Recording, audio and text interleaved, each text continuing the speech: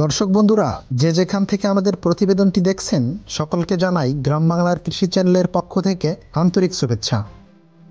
কৃষি ও কৃষকের বিভিন্ন সফলতার গল্প তুলে ধরার পাশাপাশি আমরা কৃষি চাষ বিষয়ক বিভিন্ন ধরনের প্রতিবেদন তুলে ধরে থাকি। প্রতিবারের ন্যায় এবার আমরা জানব শিং মাছের পোনা উৎপাদন পদ্ধতি সম্পর্কে। শিং মাছ একটি বিলুপ্ত প্রজাতির মাছ।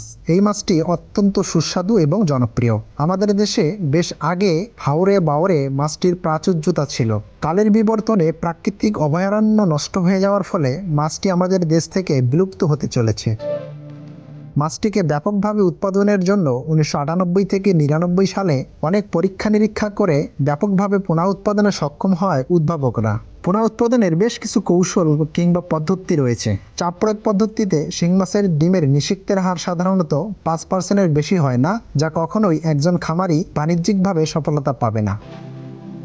বাণিজ্যিকভাবে শিং মাছের পোনা উৎপাদনের জন্য যে পরিমাণ শিং মাছের স্ট্রিপিংয়ের প্রয়োজন, সে পরিমাণ শিং মাছকে স্ট্রিপিং করাও এক দুঃসাধ্য ব্যাপার। পরীক্ষায় দেখা গেছে যে 10 থেকে 11 মাস বয়সে একটি শিং মাছ প্রজননে সক্ষম হয়। সুস্থ ও সবল মাছ প্রতি শতাংশে পুরুষ স্ত্রী মাছ 50 অনুপাতে 200টি ব্রুড মাছ মজুত করে নিয়মিতভাবে দেহের ওজনের 5% হারে সম্পূরক খাবার দিতে হয়। শতকরা 30 ভাগ ফিশমিল, 20 ভাগ সরিষার খৈল, 30 ভাগ অটোকুড়া, 10 ভাগ মিটবোন, 10 ভাগ ভুসি ও ভিটামিন প্রিমিক্স সহকারে সম্পূরক খাবার তৈরি করা যায়। সাধারণত এপ্রিলের প্রথম থেকে অক্টোবর মাস পর্যন্ত শিং মাছের প্রজননকাল। এই সময়ে স্ত্রী মাছের পেটে ডিম ভর্তি থাকে। পুরুষ মাছ স্ত্রী মাছ থেকে অপেক্ষাকৃত ছোট থাকে এবং পেট স্বাভাবিক অবস্থায় দেখা যায়। প্রজনন করার জন্য পুরুষ মাছ স্বাভাবিক উদর ও স্ত্রী মাছের উদরে ডিম ভর্তি দেখে পরিপক্কতা সম্পন্ন মাছ বাছাই করে নিতে হয়। দুটি হরমোনের মাধ্যমে শিং মাছকে ইনজেকশন করা হয়। পিজি দ্রবণ দিয়ে ইনজেকশন পুরুষ ও স্ত্রী মাছকে একটি করে ডোজ দিতে হয়। স্ত্রী মাছকে 30 মিলিগ্রাম হারে অর্থাৎ 1 কেজি মাছের জন্য 30 মিলিগ্রাম পিজি এর দ্রবণ প্রয়োগ করতে হয়। এরপর প্রতি কেজি পুরুষ মাছকে 5 থেকে 10 মিলিগ্রাম পিজি এর দ্রবণ দিয়ে ইনজেকশন করা যায়। স্ত্রী শিং মাছকে এইচসিজি দিয়ে ইনজেকশন করতে হয়। এক্ষেত্রে 5000 IU এর এইচসিজি এর একটি স্যাম্পল দিয়ে 2 থেকে 3 কেজি স্ত্রী মাছের ইনজেকশন করা যায়। এছাড়া কৃত্রিম প্রজননের জন্য প্রথমে মাছ বাছাই করতে হয়। এক্ষেত্রে সমপরিমাণ পুরুষ ও স্ত্রী মাছ বাছাইয়ের পর পিজি দ্রবণের ইনজেকশন দিতে হয়।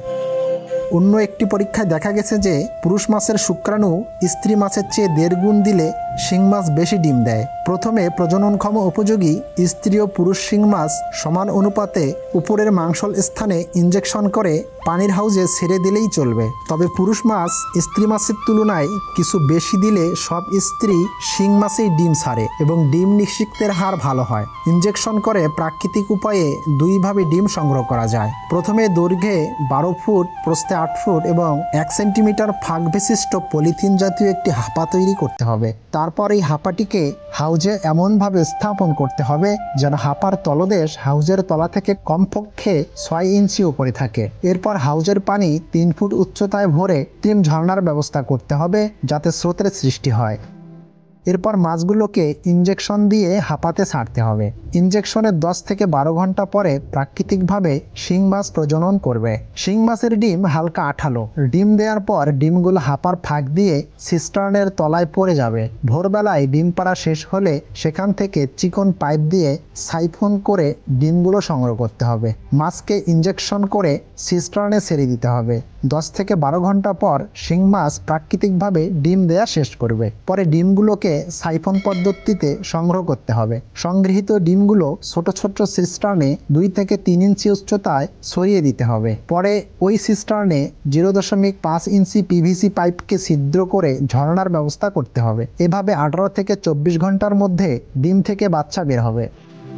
অনেকেই শিং মাছকে চাপ প্রয়োগ পদ্ধতিতে রেণু উৎপাদনের কথা বলে থাকেন। আমার মতে চাপ প্রয়োগে শিং মাছের ডিম সংগ্রহ করে কোনোদিনই বাণিজ্যিকভাবে লাভবান হওয়া যায় না। 5 দিন বয়সের পোনা সিস্টার্ন বা সিমেন্টের ট্যাঙ্ক থেকে চিকন রাবার নল দিয়ে সাইফন করে রেণু পোনা বের করে নার্সারিতে ছাড়তে হবে। নার্সারি পুকুরের আয়তন 15 থেকে 20% হলে ভালো হয়। প্রথমে নার্সারি পুকুরটির তলা শুকিয়ে হাল চাষ করে শতাংশ প্রতি 5 থেকে 10 কেজি গোবর ছিটিয়ে পুকুরে শ্যালো মেশিনে স্বচ্ছ পানি দিয়ে রেণু ছাড়তে হবে। তো বন্ধুরা, আশা করি আজকের ভিডিওটি আপনাদের অনেক ভালো লেগেছে। আপনারা যদি এরকম কৃষি বিষয়ক বিভিন্ন ধরনের ভিডিও ভিডিও পেতে চান তাহলে আমাদের চ্যানেলটি সাবস্ক্রাইব করে পাশে থাকা বেল আইকনটি বাজিয়ে দেবেন। ধন্যবাদ।